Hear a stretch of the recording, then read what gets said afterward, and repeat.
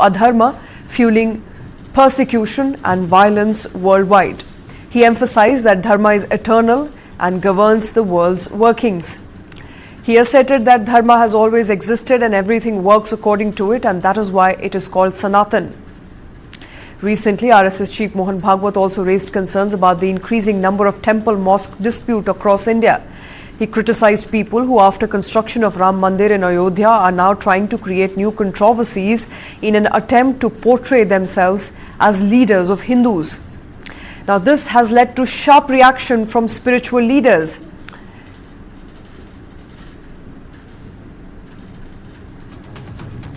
Now, reacting to Bhagwat's statement, Jagat Guru Rambhadracharya said, and I quote, "I completely disagree with the speech of Mohan Bhagwat. I do not agree at all. Mohan Bhagwat is not our disciplinarian. We are his disciplinarians."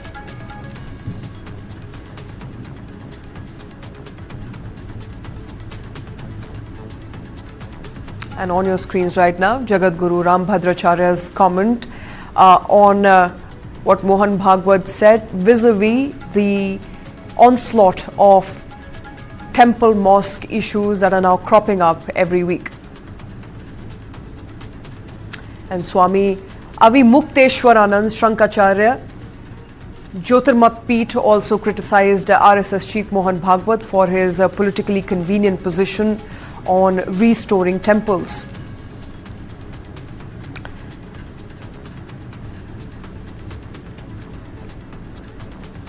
Shankaracharya said, and I quote, "When he wanted power, he went around speaking about temples.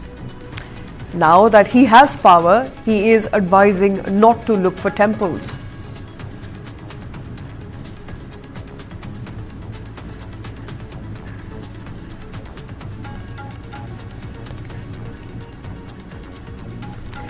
My colleague Brijesh Pandey joining us live from the newsroom. Brijesh, it does look like Mohan Bhagwat has reignited the debate around temple mosque issues once again, but spiritual leaders are not supporting him. Well, this is not happening for the first time, Shweta. It's like riding a tiger, it's easier to mount on and it's extremely difficult to get off it. This is exactly what is happening to Mohan Bhagwat. If you remember a year back when he spoke about, when he talked about how not to look for mandir under every masjid, this led to a sharp backlash on the social media platforms like X, and all the new hardline Hindutva followers made very, very disparaging remark. It was extremely shocking for many of us who have been following RSS and BJP for a very long time now, that RSS chief, the Sarsangh Chalak of RSS, can be subjected to such vitriolic outbursts, and especially that too by the hardline Hindutva brigade. And this is exactly what is happening.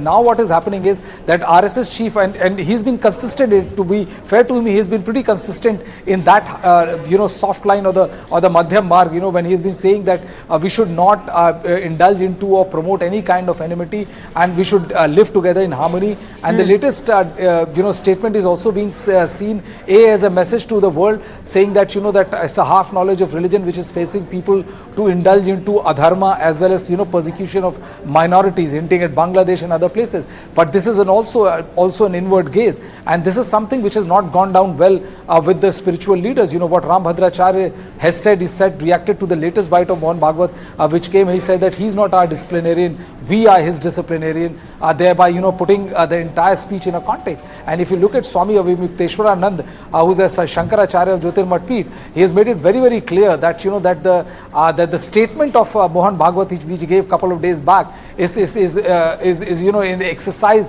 in convenience, where he says that when you wanted power at the center, then you went and said that we want temples to be built, we want a complete awakening of the Sanatan Dharma and the Hindu Dharma, and there should be no stopping it. And now once you have tasted power, now once you are at the power, now you are backtracking on it. So it brings to my mind the same kind of attack which Mohan Bhagwat was subjected to, and it's an extremely interestingly poised debate right now as we speak, because Mohan Bhagwat is adopting a soft line whereas now his followers or the extended organizations, they are adopting a very hawkish approach vis-a-vis the statement of Mohan Bhagwat. Absolutely. And Brijesh, as you pointed out, this is an approach that Mohan Bhagwat has been adopting for a while, in a sense trying to change the image of RSS therein, that we are moderate, we care about the minority, we don't want to dig in every temple, under every mosque at the same time. People who go on to prosecute minorities don't really understand Dharma. A sort of a pivot that we've been noticing for a while now. It does look like Mohan Bhagwat is hoping for an image makeover of the RSS.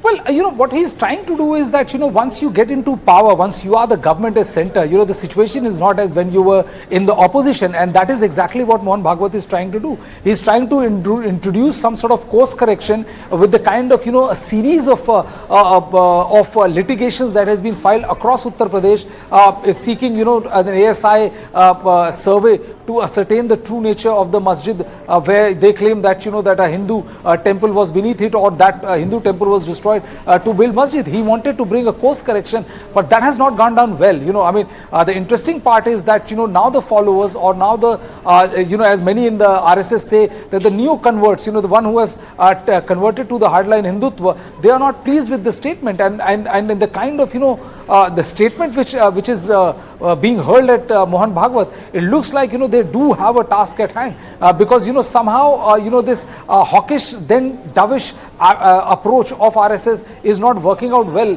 for them, because it is fast turning out to be a soft approach to Hindutva and a very hardline Hindutva. We also saw, when Mohan Bhagwat made that statement a couple of days back, immediately there was a response by UP Chief Minister Yogi Adityanath, though he didn't retaliate to what Mohan Bhagwat was saying, but he was speaking at a function, and he went on to talk about, Aurangzeb, how his progenies are living in the country, and how, people who don't follow Sanatan Dharma are subjected to this kind of curse in this current avatar. So it was very clear that, that though RSS chief is trying to propagate a softer version of Hindutva, I think, the harder version is not having any of it. Even the statement of the Sarsang Chalak, which is extremely interesting to look out for. Very interesting developments to look out for. But before I let you go, Brijesh, as you rightly pointed out, hardliner Hindus are not having it easy. They're obviously having a field day and taking a go at what Sarsang Chalak is trying to preach, and that is the softer version of Hindutva. Does it really have an impact as of today? Because 1 year on, we saw similar statements last year, and as you rightly pointed out, it's like blowing hot and cold. On one hand, you're trying to preach, on the other hand, you're also trying to be moderate. It is going to be a difficult way ahead for Mohan Bhagwat and for the RSS if they really want to change their image. Well, I think, what is happening is that, that once the gates are open, now they are finding it extremely difficult to contain the flock which has run out of it. And what is the biggest problem is that, on one hand, the entire agitation leading up to the construction of Ram temple, Bhagwat goes on to say that, Hindus have gotten their worship site. But, now majority of people from the religious world and other, hardline Hindutva followers, they are saying, who are you to tell us that Ram is the only temple? They are saying, that we talk about Tridev, which is Brahma, Vishnu, Mahesh, and they are saying, what about Shiv? What about his abode in Varanasi? What about Krishna's abode in Mathura? And who are you to tell that one is good and one is good and we have gotten one, so we should leave the other two? I think the real challenge for the which is emerging before Mohan Bhagwat is that his authority stands eroded. Given the kind of backlash that is coming in, not only from the hardline Hindutva, followers, but also from the spiritual world. And I think, and more he tries to strike a reconciliatory tone, the more and more difficult it will find itself, or kind of slightly isolated from the kind of, absolute run which they had in all the other organizations, be it Vehip or Bajrang Dal or any other, Hindu outfits. Shweta? Absolutely. Floodgates have now opened. Very difficult to close them right now. Brijesh Pandey, thank you very much for taking time out for joining us on that story. We're going to shift focus for now. 6 members of the Osmania University Joint Action Committee, who have been taken in for questioning in connection with the vandalism caused outside Allu Arjun's residence, have now been granted bail. Protests erupted outside the Telugu superstar's residence in Hyderabad in Jubilee Hills on Sunday after a woman died and her son sustained critical injuries in a stampede at a theatre during the premiere of his latest movie Pushpa 2 The Rule. The agitators, reportedly members of the Osmania University Joint Action Committee, vandalized flowers